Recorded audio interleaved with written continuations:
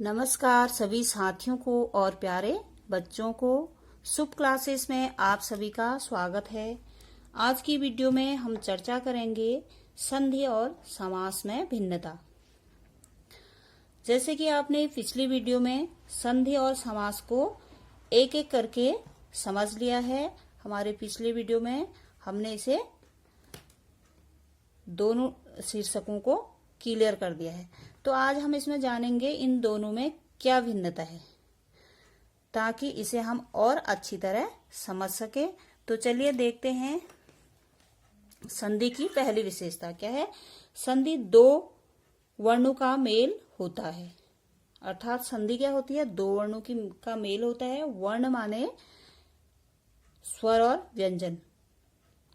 स्वर और व्यंजन को हम वर्णमाला कहते हैं। तो स्वर और व्यंजन में से जो भी वर्ण होंगे उनके दो वर्णों के मेल से क्या बनती है, संधि बनती है। तो संधि वाले शब्दों में क्या होगा, वर्णों का मेल होगा। तो समास में क्या होता है, देखिए समास दो पदों का मेल होता है। इसमें क्या होते हैं, दो पद होते हैं। इसमें दो वर्ण होंगे और इसमें दो पद होंगे। अर्थात पद माने शब्द, पूर्व पद और उत्तर पद आपने समास की परिभाषा में पढ़ा था। तो इसमें क्या होगा, पदों का मेल होगा। पहला अंतर हो गया। दूसरा क्या है, संधि में दो वर्णों के योग से विकार होता है। अब संधि से देखिए नया शब्द बनता है, आपने उसकी परिभाषा में पढ़ा है। संधि में दो वर्णों के मेल से क्या बनता है, नया शब्द बनता है।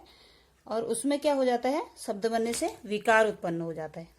तो समास में क्या होता है, देखिए समास में दो या दो से अधिक पदों के योग से नवीन शब्द बनते हैं। उसमें नया शब्द बनता है, उसमें विकार उत्पन्न नहीं होता है। ये इन दोनों में ये अंतर हो गया। और तीसरा क्या है, संधि को तोड़ने में जो प्रक्रिया होती है उसे हम क्या कहते हैं, विच्छेद। उससे विच्छेद होता है। और समास में क्या होता है, समास को तोड़ने की प्रक्रिया विग्रह कहलाती है। संधि में जो दो वर्णों के मेल से होता है, अगर उनको हम अलग अलग करें फिर से तो उसे हम विच्छेद कहते हैं, उसको तोड़ते हैं। तो और समास समास में जो सामासिक शब्द होता है उसको अगर हम तोड़ते हैं तो उसे हम विग्रह कहते हैं। और चौथा क्या है, देखिए संधि का शाब्दिक अर्थ है मेल। संधि माने होता है मेल। और समास का शाब्दिक अर्थ क्या होता है, संक्षेप। अब देखो दोनों में क्या अंतर है।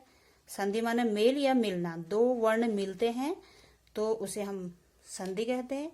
और इसमें क्या होता है, सामाजिक शब्द हैं, पहले से ही शब्द हैं और उसमें उन शब्दों को जो बीच में योजक शब्द जिससे जोड़ा जाता है वो उसमें क्या हो जाता है, लोप हो जाता है। तो उसका रूप क्या हो जाता है, संक्षिप्त हो जाता है। तो वो उसका अर्थ हो गया संक्षेप।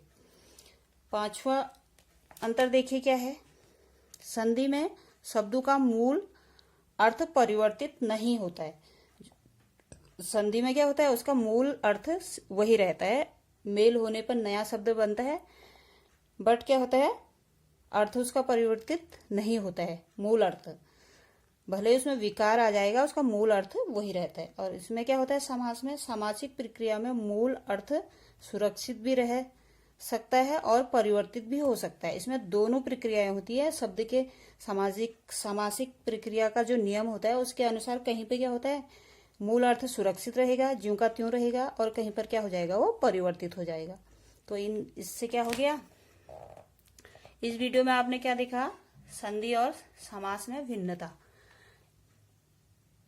संधि और समास में भिन्नता को पढ़ने से समझने से आपको संधि और समास को समझने में सहायता मिली होगी और क्लियर हो गया होगा ये संधि और समास क्या है। तो आगे की वीडियो आप तक जल्दी पहुंच सके इसलिए चैनल को सब्सक्राइब कीजिए, वीडियो को लाइक कीजिए एंड शेयर कीजिए। धन्यवाद।